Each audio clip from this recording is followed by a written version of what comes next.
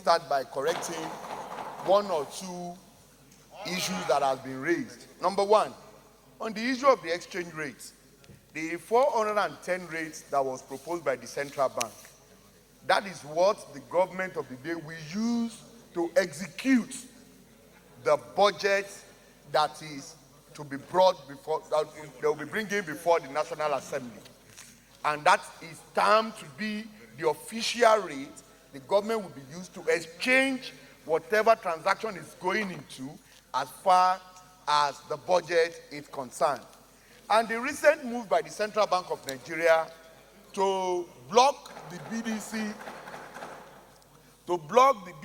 transaction and return all the monies to the banks is one area in which the central bank is trying to ensure that the rate between the parallel market and the government rates have some correlation, because the way it is now, we cannot see, because what the dollars is currently going for and what the government is proposing to be used as its own benchmark for this budget, is the variation is so wide. And I believe they are doing everything within their means to bring this particular figure to a reasonable rate that Nigerians can see that yes, this is the rate for the official and that of the parallel market. On the issue of the deficit and borrowing, which has been a major issue that I've cut across the length and breadth of these ALO chambers, I want to say that, number one, last year's budget deficit was 5 trillion, and this year as well remains 5 trillion. There have not been any increase or major increase between what was proposed last year and this year. And, sir, to also say this, the deficit we have reported is not only going to be financed by borrowing. That is, the deficit of 5 trillion naira, 5 point something trillion, is not only to be financed by borrowing. The borrowing component of this year's deficit is 4.8 trillion, while other components come from the disposal of privatization exercise and disposal of some assets. Distinguished colleagues, please, those who are not in their seats, please, can you move back to your seats, please? As well is 5 trillion. And there have not been any major increase from the deficit proposed.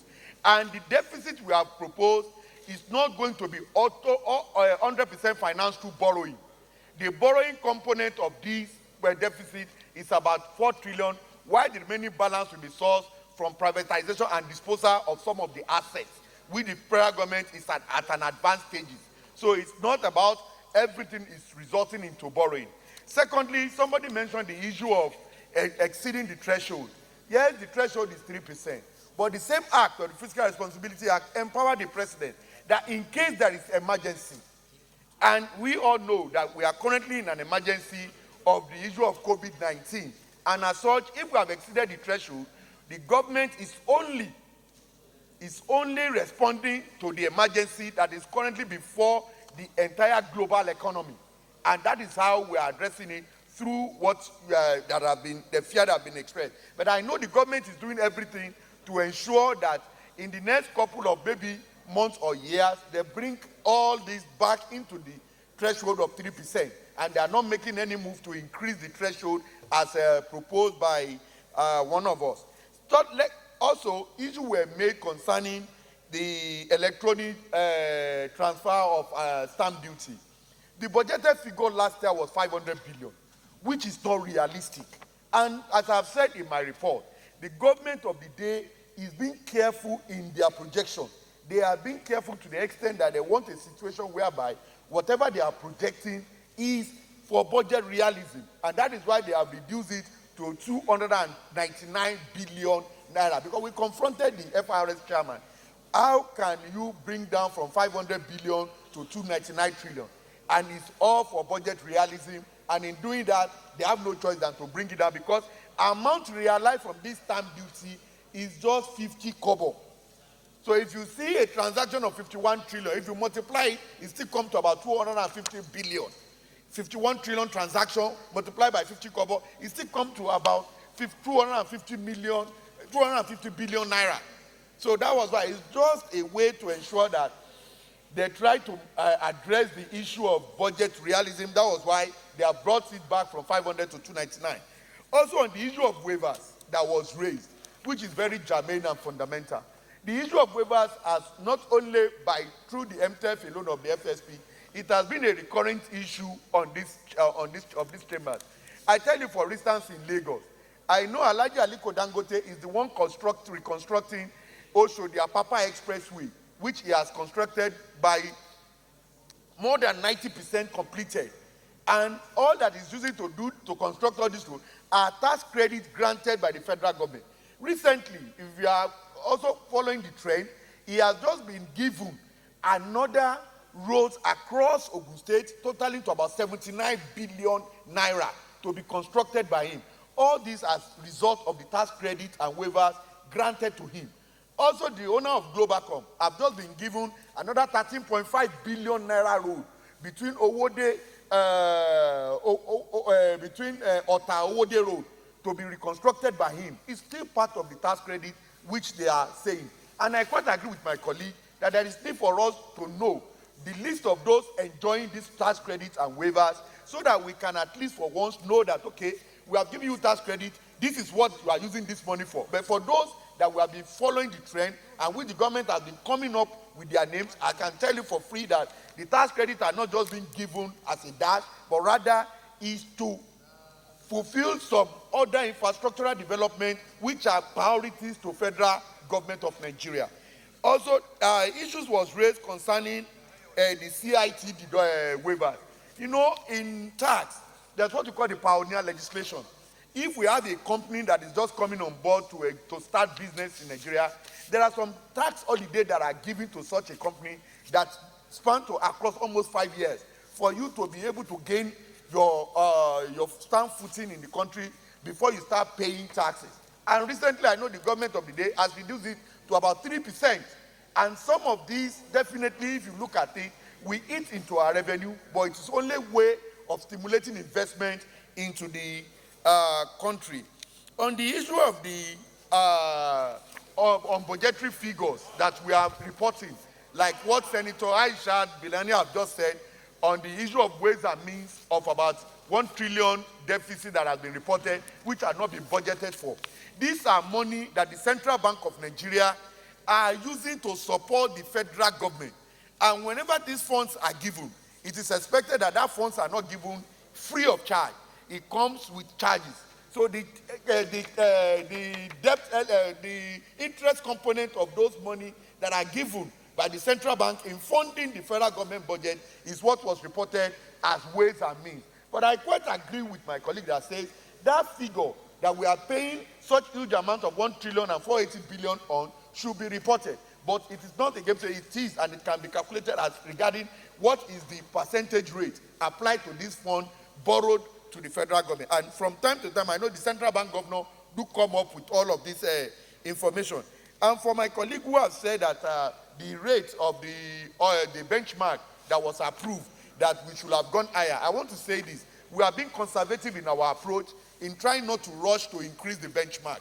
We know what the rate is saying today, and we know why we have stick with what the federal government has proposed.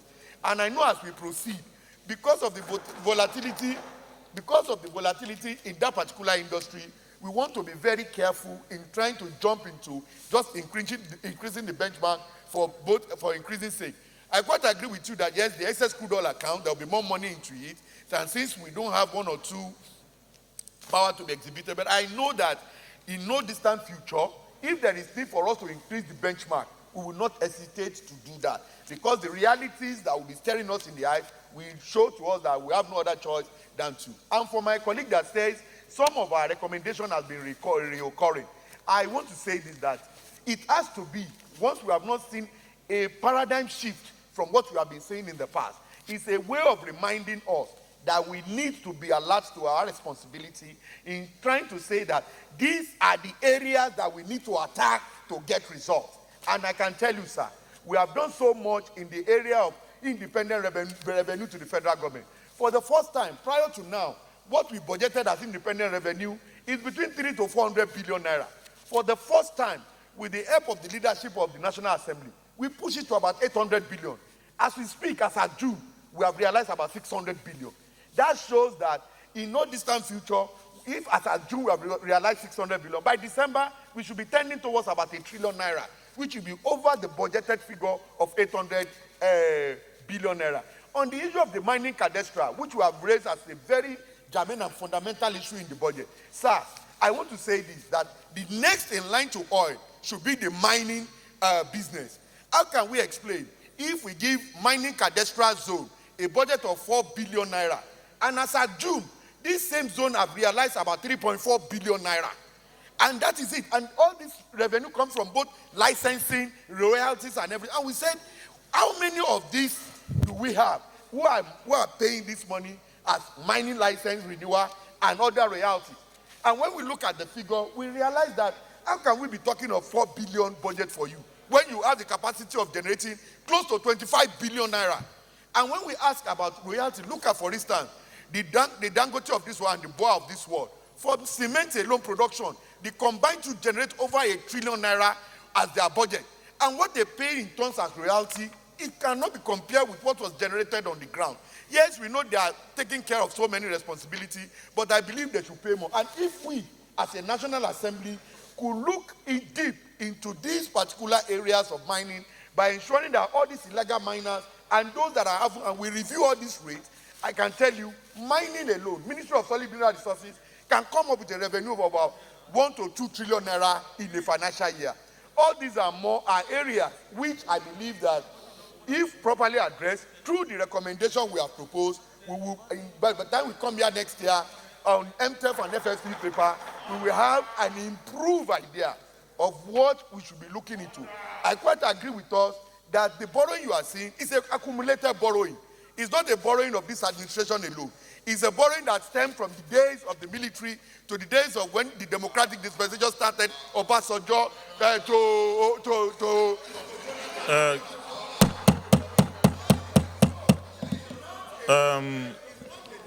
Distinguished colleagues, just hold on, please. Distinguished colleagues, everyone here who, even if someone said something that someone didn't like, allow the chairman to do his job of explaining things that many of us do not understand. Chairman, go ahead. You are doing a good job. Thank you, Mr. You are in the leadership. Thank you, sir. It's an accumulated loan. It's not a loan that says that only the current administration of Buhari administration that have borrowed. It's a loan that has been borrowed by the previous administration, the Obasanjo, the Jonathan, the Yaradua of this world. And since the business of government is continuum, the president of the day has no idea to continue to pay back all this loan that has been borrowed by the previous administration. So more than 3/4 of this loan we are seeing are borrowed from the previous administration. And we are paying back, and we are doing what's supposed to be done the way it's right. So when my colleague says that, so for every 67 naira of any loan that was borrowed, we are using to pay, he should know that more than 60 naira of it are loan borrowed by previous administration. And that was why we have. So I want... Chairman, I think that is a good